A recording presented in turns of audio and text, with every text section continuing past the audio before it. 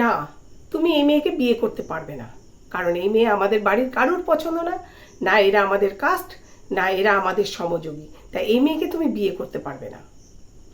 একটা বয়সের পর প্রত্যেকটা মানুষকে নিজের ভালো থাকার জন্য কিছু কিছু জিনিস থেকে একটু দূরে থাকতে হয়। ছেলে মেয়ের বিয়ের ব্যাপারটাও সেই রকম একটা, কিন্তু ছেলে মেয়ের বিয়েটা তারা যাকে ভালোবেসে যাকে পছন্দ করে বিয়ে করতে চায় সেদিকটাই ছেড়ে দেওয়াটা উচিত। কারণ তারা যদি ভালো থাকে তাদের দুজনকে পেয়ে, তাহলে আপনিও ভালো থাকতে পারবেন। আর আপনি যদি পছন্দ করে জোর করে ছেলে বা মেয়েকে অন্য কারোর সঙ্গে বিয়ে দেন, তাহলে তারা যদি ভালো না থাকে সেই দায়টা আপনাকে সারা জীবন নিয়ে বয়ে বেড়াতে হবে, তাতে আপনি মনের কষ্টে নিজে শেষ হয়ে যাবেন। তাই ওদিকটা ওদের উপরে ছেড়ে দিন, দেখবেন আপনিও ভালো থাকতে পারবেন। বয়স হলে পর, একটা বয়সের পর প্রত্যেকটা মানুষকে নিজেকে ভালো থাকার জন্য কিছু কিছু মেনে চলতে হয়, তার মধ্যে কিন্তু এটাও একটা পড়ে। নিজেকে ভালো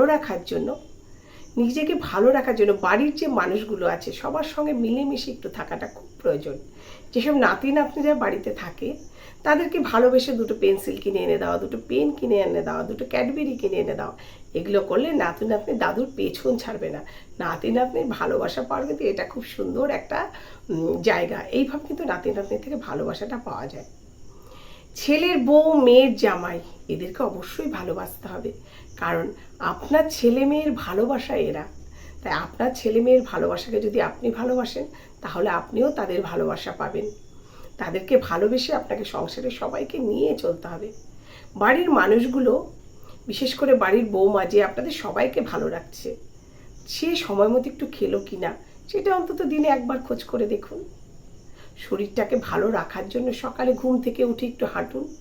সকালে হাঁটতে না পারেন একটু বেলাতেই একটু হাঁটুন, হয় বাড়ির ছাদে বা বাইরে একটু রাস্তায়। যদি বাইরের রাস্তায় আপনি হাঁটতে না পারেন, বাড়ির বারান্দাতেই একটু হাঁটুন, তবুও তো অনেকটাই হবে।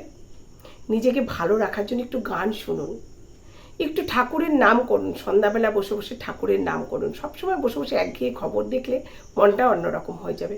সবসময় খবরে, কারণ খবরে অনেক কষ্টের জিনিস থাকে, যেটা দেখলে মনটা সত্যিই কষ্টে ভরে ওঠে। তাই ওগুলো সবসময় না শোনাটাই ভালো।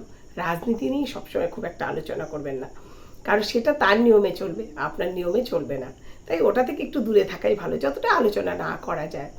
বাড়িতে কেউ এলেই তার কাছে নিজের কষ্টের কথা, নিজের দুঃখের কথা, নিজের শরীর খারাপ এই কথা না বলে একটু ভালো ভালো গল্প করুন।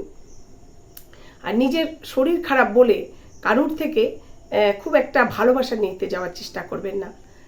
নিজের শরীরটাকে যতটুকু ভালো রাখা যায় সেই চেষ্টাটা করবেন।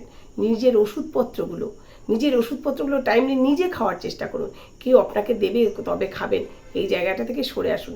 কারণ যে ব্যক্তি আপনাকে দেবে সে তো ভুলে যেতেই পারে, সেও তো একজন মানুষ। তাই নিজেরটা নিজে মনে রাখুন। আর আপনি ওষুধ না খেলে আপনার শরীরটাই খারাপ হবে। নিজে মনে করে নিজের ওষুধগুলো সময় মতো খেয়ে নিন, তাহলে আপনার শরীরটাও ঠিক ভালো থাকবে।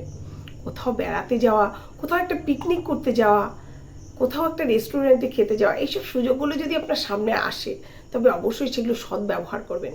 সেই সুযোগগুলোকে মেনে নেবেন, সেই জায়গাগুলোতে যাবেন। দেখবেন তাহলে 10টা মানুষের সঙ্গে মিশলে, 10 জনের সঙ্গে কথা বললে মনটা অনেকটা ভালো থাকবে। বাড়ির মানুষদের সঙ্গে খাবার টেবিলে বসে একটু গল্প করবেন, দেখবেন সত্যিই মনটা ভালো থাকবে। এই সমস্তগুলো করলে পরে সত্যি মনটা কিন্তু সত্যি খুব ভালো থাকবে। বাড়িতে যে সমস্ত ফুল গাছগুলো আছে সেখানে একটু জল দেবেন, যেটুকু যা করতে পারলেন। যদি আপনি রান্না করতে পারেন, টুকটাক যেটুকু রান্না করতে পারলেন করলেন, নিজে চাটা যদি সময় মতো পারলেন নিজে করে খেলেন। দেখবেন এই সমস্ত কাজে যদি নিজেকে ব্যস্ত রাখতে পারেন, তাহলে শরীরটা কিন্তু সত্যিই খুব ভালো থাকবে। আর আপনি যদি রোজগার করতে জানেন, রোজগারি হন, তাহলে সেখান থেকে কিছুটা পারবেন সঞ্চয় করবেন, কারণ ভবিষ্যতে আপনার অসুখ বিসুখের কাজে সেটা লাগবে। সম্পূর্ণটা অন্যের ওপরে বা ছেলে মেয়ের ওপরে নির্ভর আপনাকে করতে হবে না। আপনি এইসব কাজগুলো করুন, দেখবেন আপনি সত্যিই সুস্থ হয়ে থাকবেন, ভালো থাকবেন। আমাদের প্রত্যেকের বাড়িতে বাবা মা আছে, ঠাকুমা দাদু আছে, শাশুড়ি মা শ্বশুর মশাই আছে।